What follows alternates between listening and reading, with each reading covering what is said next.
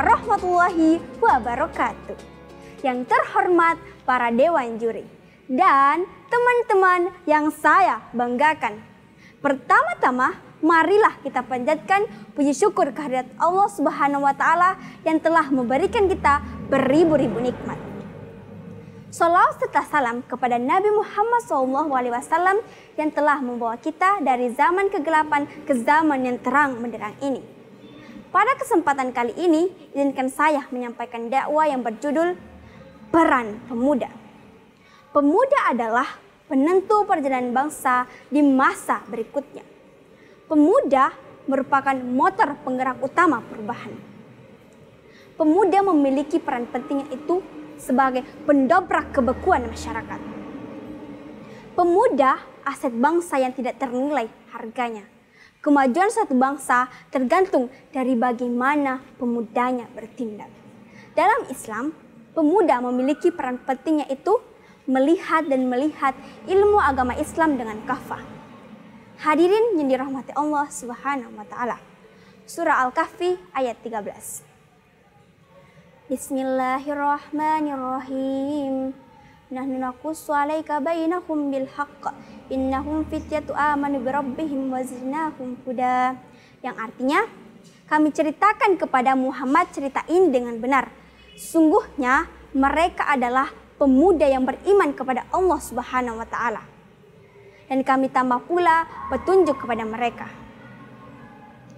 Allah Subhanahu wa Ta'ala berikan contoh dalam Al-Quran tentang pemuda yang menjadi dambaan Al-Quran. Dalam ayat di atas, Allah Subhanahu wa Ta'ala menggambarkan pemuda yang menjadi dambaan Al-Quran dan tidak ada dua yang dimiliki oleh para pemuda sehingga nama mereka diabadikan dalam Al-Quran. Hadirin yang dirahmati Allah Subhanahu wa Ta'ala. Kita sebagai pemuda penerus bangsa, pemuda yang mampu menciptakan keutuhan agama Islam, bisa memerankan diri sebagai pemuda yang berakhlak baik dan tidak terpengaruh oleh dampak globalisasi dunia. Untuk mengembalikan umat yang terpecah belah agar tercapai kehidupan yang lebih baik, individu, masyarakat, dan negara. Hadirin yang dirahmati Allah Subhanahu wa Ta'ala.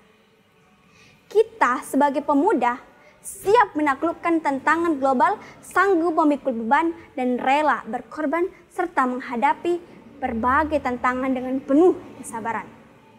Sehingga mendapatkan kebaikan, rahmat, dan ampunan dari Allah Subhanahu wa Ta'ala. Dengan dilandaskan akidah yang sahih, para pemuda dapat menyandang kembali gelar terbaik dari Allah Subhanahu wa Ta'ala, yaitu khairu ummah.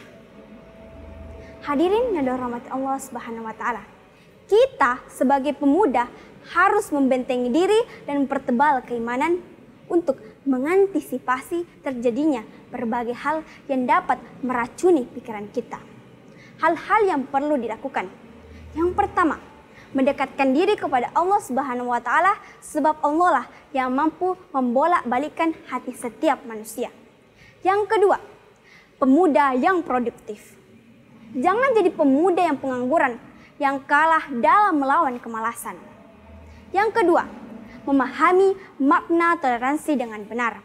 Di zaman ini, kita seringkali mengartikan makna toleransi dengan salah. Yang ketiga, menjadi pemuda yang haus akan ilmu. Menambah wawasan dan pengalaman semata-mata tabungan mendeklarasikan kebaikan. Ada pesan loh dari Rasulullah SAW untuk para pemuda. Yang pertama, hati-hati dalam memilih teman. Dalam hadis Abu Musa al-Asy'ari, Nabi Muhammad SAW bersabda, perumpamaan teman yang baik dan teman yang buruk, laksmana pembawa pewangi dan pandai besi. Pembawa pewangi bisa saja kamu membeli pewangi darinya atau kamu mendapatkan aroma harum darinya. Sedangkan pandai besi bisa saja membakar bajumu atau mendapatkan aroma yang tidak sedap darinya. Hadis riwayat Bukhari. Jadi, seperti apa teman yang baik itu? Imam Ghazali menyebutkan, yang pertama, seorang yang berakal. Yang kedua, akhlaknya baik. Yang ketiga, orangnya tidak fasik. Yang keempat, bukan pelaku bid'ah. Yang kelima, tidak ambisi terhadap dunia. Yang kedua, perbaguslah akhlakmu terhadap manusia. Diriwayatkan oleh Mu'adz bin Jabal. Ia berkata,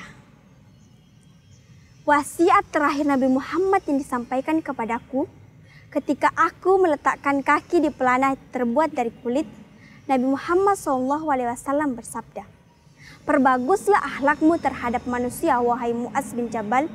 Hadis riwayat Imam Malik. Yang ketiga, menjaga lisan. Diriwayatkan oleh Uqbah bin Amir.